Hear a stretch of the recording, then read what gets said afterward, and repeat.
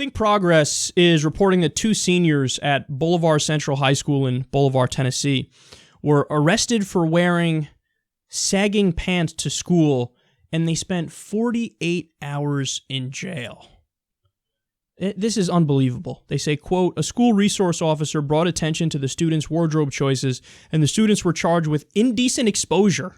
Although 4 seniors were charged for indecent exposure over 2 weeks in November, only 2 students spent time in jail. At least one of the students has to pay $250 in court fees and fines.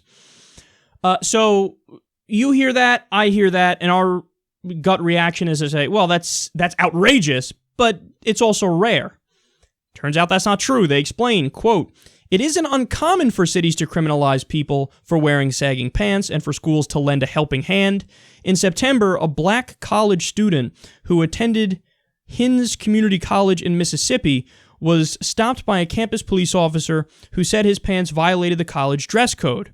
When the student refused to show his ID, he was arrested for a failure to comply, which means he could receive up to 6 months in prison and a $500 fine.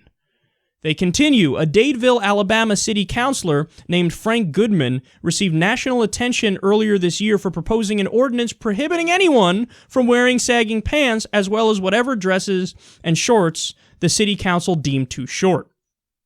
Goodman said his motivation was partly religious, declaring that God would never wear saggy pants. Anyone breaking the ordinance would have to pay a penalty of up to $500 and spend 60 days in jail. Look at the massive, precious irony here. The same people pushing for these laws are the same people that then turn around and say, I believe in small government. I believe in freedom. I believe in liberty.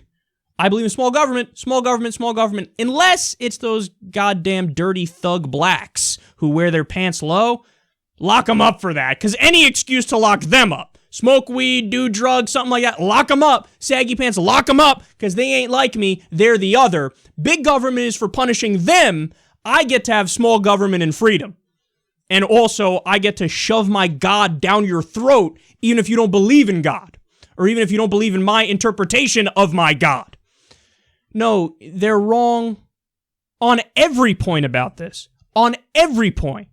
Look, even if you're against it because you think it's not classy or whatever, that's fine. But you don't get to lock somebody up for acting in a way that you view as not classy. What happens if you overhear somebody in public burping or farting or using a curse word? Oh my goodness! Oh, you've offended my sensibilities! Lock them up! Why don't you go back to the Puritan days where you fucking belong?